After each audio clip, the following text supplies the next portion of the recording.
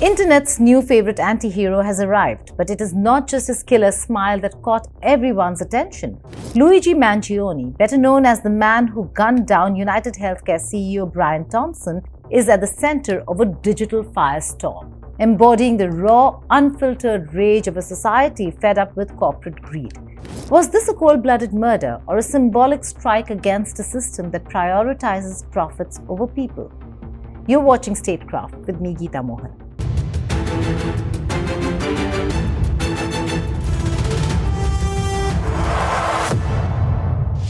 On the morning of December 4th, Brian Thompson was on his way to address a room full of investors at the Hilton Midtown when he was ambushed, shot in the back and leg at point-blank range. This was no random attack. Authorities quickly described the shooting as a targeted assault. Witnesses say the gunman had been waiting for Thompson's arrival, and yet this wasn't about robbery. Thompson was clearly singled out. Was this an act of vengeance, a singular act of vengeance, or a sign of the times? At 6:45 a.m. EST, the assassin struck. A masked gunman, a silencer-equipped firearm in hand, waited until Thompson was in range. As he opened fire, Thompson collapsed, his life ending in an instant. It was a bold move in broad daylight near the chaos of Times Square. Yet, despite the bustling environment, no one attempted to rob him. This was personal, and authorities were quick to recognize it as a targeted hit. Within days, law enforcement launched an all-out manhunt. The breakthrough came when surveillance footage was found wherein the assassin removed his mask as he tried to flirt with a cashier. The shooter appears to be a light-skinned male. He's wearing a light brown or cream-colored jacket, a black face mask, black and white sneakers, and a very distinctive gray backpack. The shooter steps onto the sidewalk from behind the car. He ignores numerous other pedestrians, approaches the victim from behind, and shoots him in the back. The shooter then walks toward the victim and continues to shoot. It appears that the gun malfunctions as he clears the jam and begins to fire again. The shooter then flees on foot northbound into an alleyway between 54th Street and 55th Street. Once at West 55th Street, the shooter continues to walk westbound on Avenue of the Americas, where he gets onto an electric e-city bike and rides northbound on the Avenue of Americas towards Central Park, where at 6:48 a.m. we have the shooter riding this bike into Central Park at Center Drive. At the scene, we recover 3 live 9mm rounds and 3 discharged 9mm shell casings. The motive for this murder currently is unknown, but based on the evidence we have so far, it does appear that the victim was specifically targeted, but at this point we do not know why. This does not appear to be a random act of violence. Then a tip from a McDonald's worker came in claiming that the assassin was at the fast food franchise. This led the police to 26-year-old Luigi Mangione, a man with a grudge and a mission. He was arrested with the same weapon used in the attack, alongside counterfeit IDs. But what exactly drove a young man like Mangione to target a high-powered executive like Brian Thompson? Authorities are still piecing it together, but a handwritten note left behind by Mangione sheds some light. The note was filled with hostility towards health insurance executives, calling them parasites who had it coming. It's clear the anger that led to this brutal act isn't just about one individual. It's about a system that has allowed corporate greed, especially in the healthcare industry, to run rampant. Born in 1998, Luigi Nicholas Mangione seemed destined for success.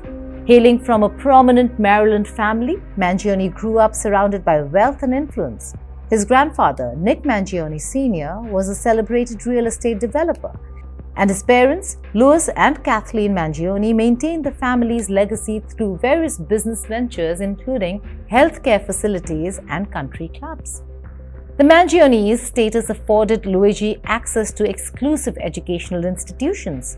He attended the prestigious Gilman School in Baltimore, graduating as a valedictorian in 2016. Known for its rigorous academic standards, Gilman charges over $37,000 in annual tuition fee, catering to the city's elite. Mangione's valedictory speech, which emphasized courage in challenging norms, now feels eerily prophetic. The class of 2016 is truly defined by its inventive, pioneering mentality that accompanies a strong commitment to Gilman tradition. Throughout its time here at Gilman, the class of 2016 has been coming up with new ideas and challenging the world around it. Gilman maintains its classic core values by cultivating mind, body, and spirit in its students, but also champions an environment of acceptance and diversity. He attended University of Pennsylvania, and by 2020, he had earned both a bachelor's and a master's degree in computer science. At Penn, he founded a video game development club and excelled as a teaching assistant, earning accolades for his brilliance in programming and technology. After college, Mangione joined TrueCar, a California-based car buying platform, as a software engineer. Earlier internships, like his time at Fireaxis Games, working on the iconic Civilization VI, hinted at a promising career in tech. But by early 2024, cracks began to show. Friends noted that Mangione had withdrawn socially. Over time, his isolation deepened and his worldview shifted dramatically, which is what authorities are speculating led him to commit murder in cold blood. But what led this accomplished, privileged young man to commit such an act? Some point to Mangione's privileged background, arguing that societal pressures to achieve might have pushed him to a breaking point. Others cite growing public discontent with the healthcare industry, believing Mangione saw himself as a vigilante in a broken system. The internet's reactions are mixed. Some hail him as a hero, while some condemn his crime. In an era of rising healthcare costs and growing distrust in the corporate world, many online users have come to view Mangione not as a criminal but as a hero. Supporters frustrated with the healthcare system have rallied behind Mangione. On sites like Give Send Go, over $31,000 was raised for his legal defense, with donors praising his actions as an expression of anger against a system that they believe has failed them. The messages left behind paint a picture of a man who stood up against the corporate machine, symbolizing the growing tension between the masses and an elite few. This troubling trend signals a dangerous romanticization of violence in the name of social justice, with some seeing Mangione as a hero rather than a perpetrator of a heinous crime. Social media platforms have become a hotbed of content glorifying Luigi Mangione, but it is not just about the cause, it's also about his looks. There are many who've come out only praising Luigi Mangione's looks, and some of them have come out with great memes or videos.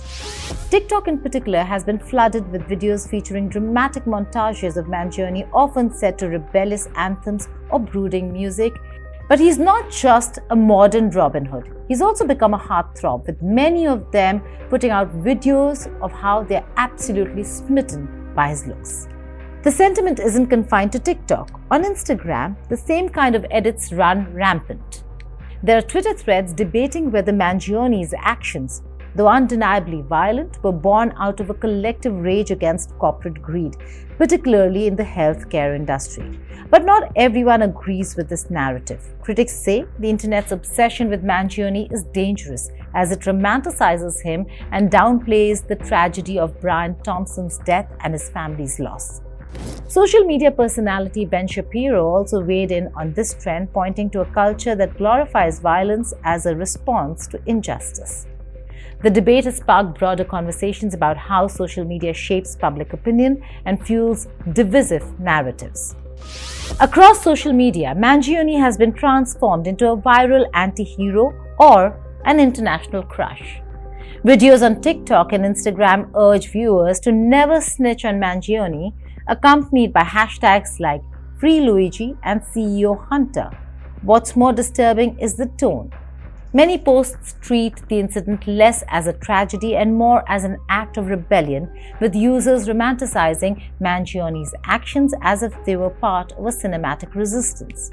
From memes to fan edits with Lana Del Rey music, the internet's infatuation with Mangione reflects a darker undercurrent of frustration with corporate America.